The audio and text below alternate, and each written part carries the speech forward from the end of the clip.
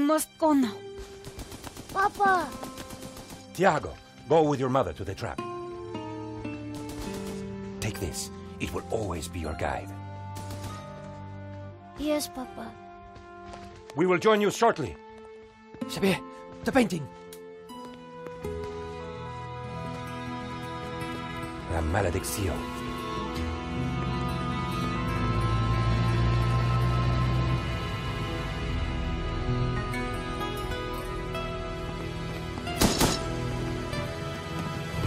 This way.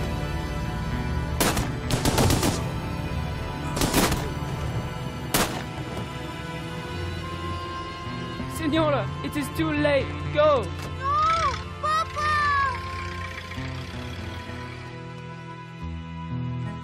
Senor, in here.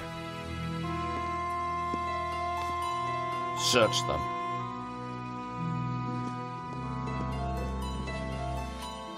Of course.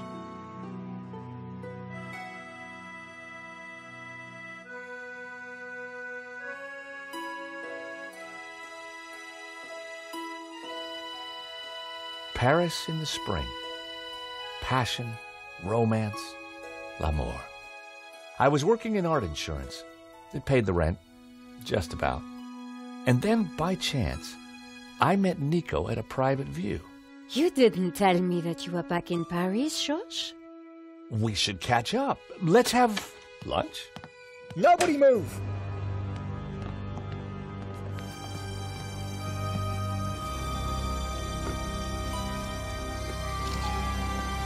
No, monsieur! Not la malédiction! Oh. Stay back. Once again, Paris had shown me her dark side. A brutal robbery, a senseless murder. Nico and I were about to be drawn into a new and terrifying adventure together.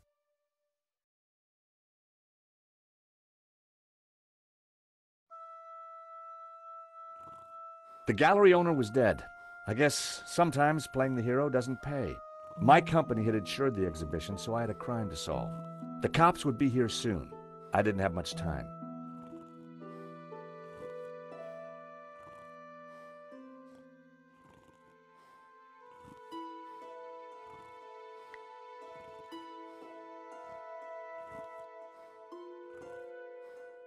It was my phone, mankind's most treasured possession.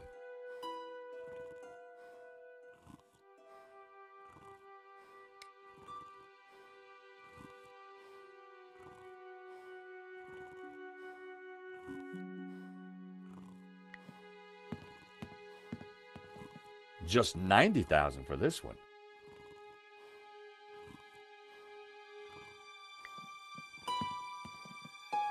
This was where the stolen painting had hung. Why that painting? And why kill for it? The stolen painting had an alarm, which should have sounded when the painting was removed. I needed to find out why it hadn't.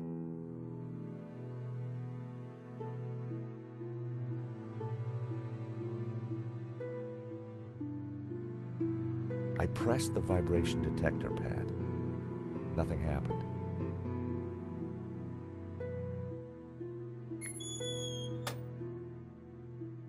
So that was why the alarm hadn't sounded. A wire had been cut by someone who knew exactly what they were doing. This was an inside job.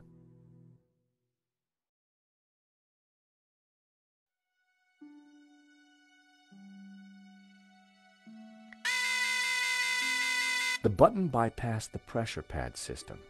Cutting the wire had disabled the pads. It was the speaker cone for the alarm. It hadn't sounded when the painting was stolen.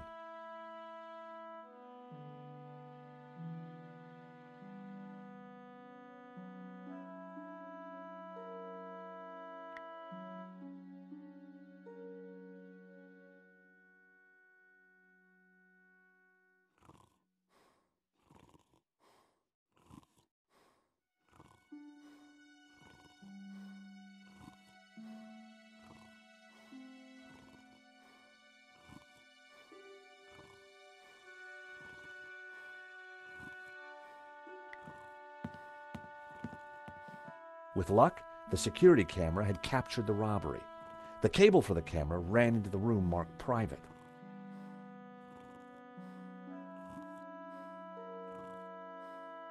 The bus was balanced precariously on the pedestal.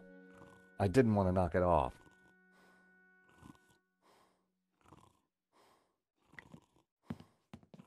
The door was locked with a keypad. If I wanted to get in there and look at the CCTV footage, then I'd need to find the number.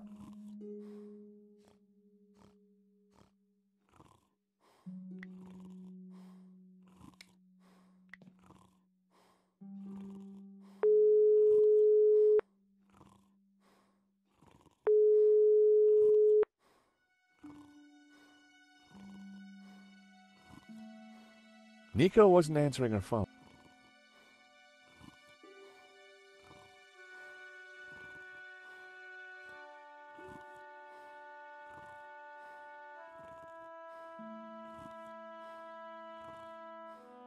The priest was giving last rites to the gallery owner. I didn't want... Poor guy.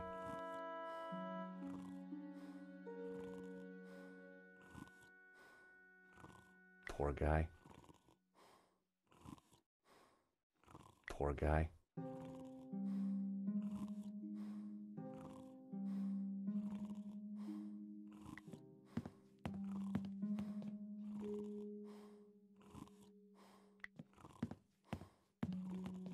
Excuse me, Father.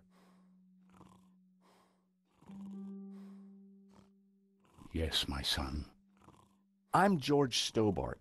My company insured the exhibition. My name is Simeon. Is there anything I can do?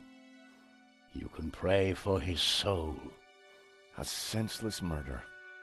On the contrary, this killing makes plenty of sense. What do you mean? A great evil has taken place. This is the work of the devil. What? I am a Dominican priest. And now, excuse... 1 minute, I'd been planning dinner with Nico. The next, I was talking art theft, murder, and the devil.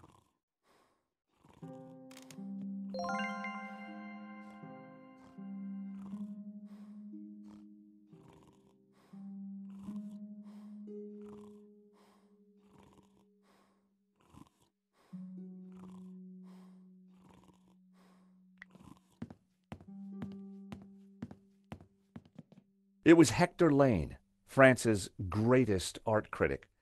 We'd met before. It hadn't... For a moment, I thought he was dead. But from the snoring, I guessed he'd only fainted.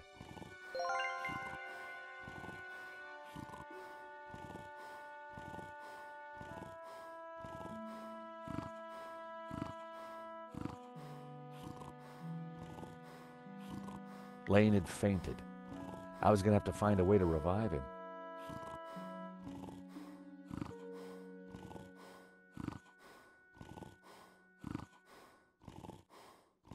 Lane was out cold. I was going to need something to bring him around.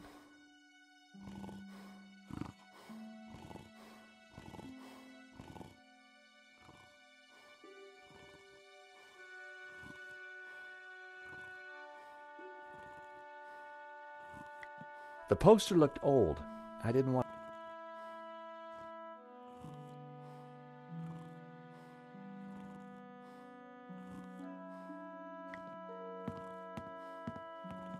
The thief left the pizza box behind. I wondered what was in it. Well, no surprise there. Pizza. The guy must have been hungry. There was only one slice left.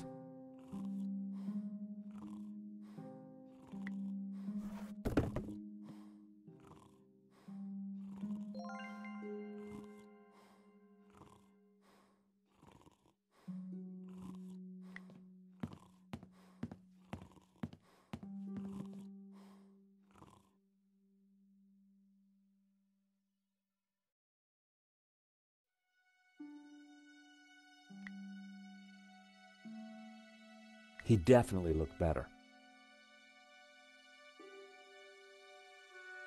Poor guy.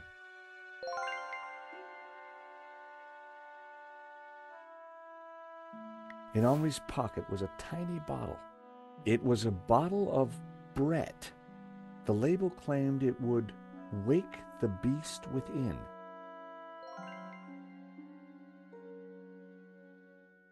There was a small piece of paper in the dead man's hand. It was too intriguing not to take a look. It read, 2:30 p.m., be ready.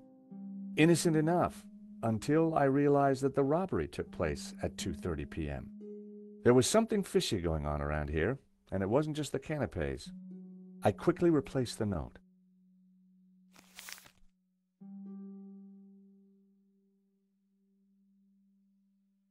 I didn't want Henri's blood on my hands.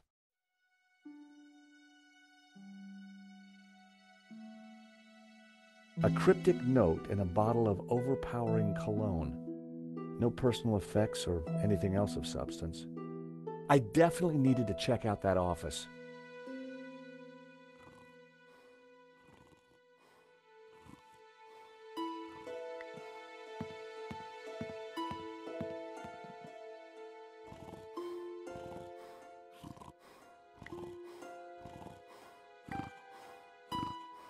Time to awaken the beast.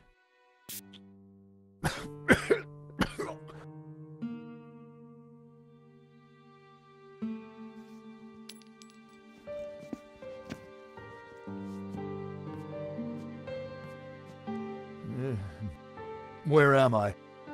You fainted.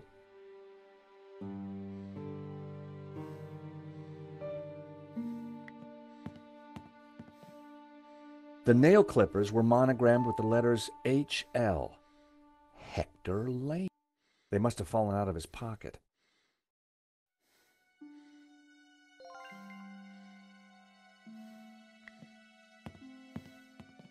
Welcome back to the land of the living. I wouldn't exactly call this living. Don't just stand there. Get me something to eat. I've had a terrible shock, you know.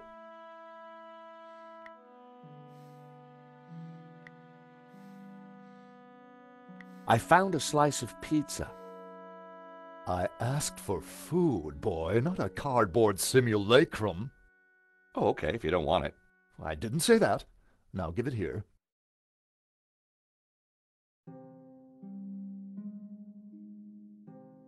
Given the circumstances, that was surprisingly acceptable.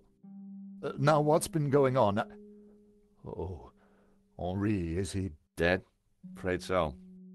Poor chap. Just like him to steal the limelight, though. Excuse me. Do I know you? Yes, our paths have crossed in the Glees Gallery. Of course, the man with the absent. Afraid not. Pity.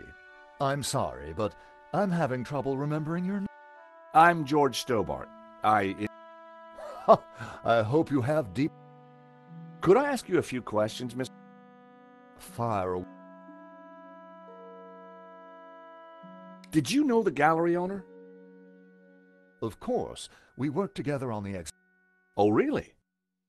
Henri provided the space. I was the creative powerhouse. How long had you known him? As a friend, many years. Our professional relationship had only recently blossomed into this exhibition, under my curatorial wing. And now the poor fellow's gone and got himself killed. If Lane was involved with the gallery, then he had to know the code to that door. Do you know anything about the stolen painting? Of course, dear boy. La Malediccio. What about the killer? Were you able to get a look at it? A delinquent in a tin hat. Beyond that, I don't really recall. Oh, yeah, you fainted. Those of us with a higher aesthetic are more sensitive to violence. So you curated the exhibition? What's it about? A brilliant retrospective. A dialectical window on European art's ongoing discourse with the unresolved psychoses of the... Wow, you took the words right out of my mouth.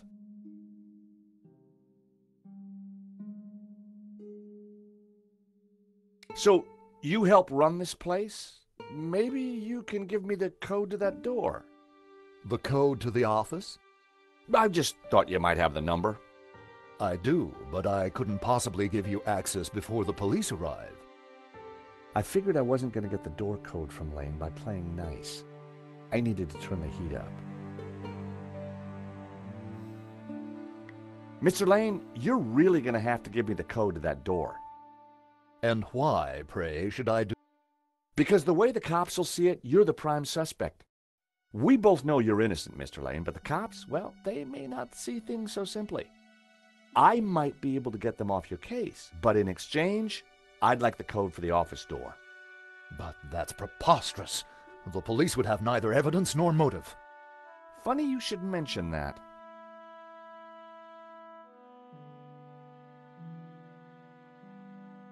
Someone sabotaged the alarm on the stolen painting. A wire was cut. What? Who could have got into the alarm system? Exactly. It was an inside job, Mr. Lane. You're not suggesting that I... Well, I'm afraid that's the way the cops are going to see it. That's preposterous. How could I possibly have cut the wire? An unusual painting turns up at your exhibition and gets stolen. Doesn't look good, does it? And your point is? The cops are going to ask some awkward questions. But you give me the code to the CCTV room, and I'll do my best to point them elsewhere. I cannot let you into that room, Mr. Stobart. Besides, Henri found La Malédiction, not me. I had nothing to do with it. This is an inside job for sure, Mr. Lane. The police are going to be very interested in your recent movements. I've been out of town for several days, and last night I retired early. Just saying. You're not going to scare me into giving you that door code, you know. I was onto something here, and I knew it. Lane was sweating. It wasn't pretty.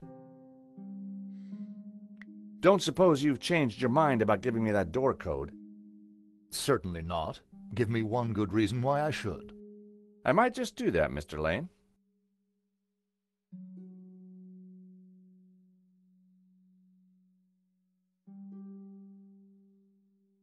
Are these your nail clippers, Mr. Lane? Yes, they have my initials monogrammed on them. Huh. The perfect implement for cutting the alarm on the stolen painting. What are you saying? Well, the alarm was sabotaged, Mr. Lane.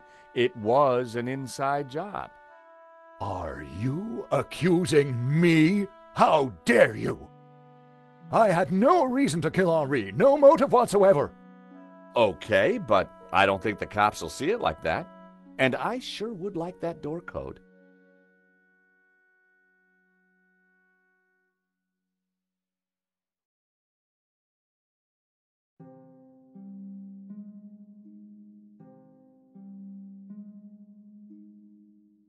Well, you got to admit, the cut wire doesn't look good for you. As I said, this is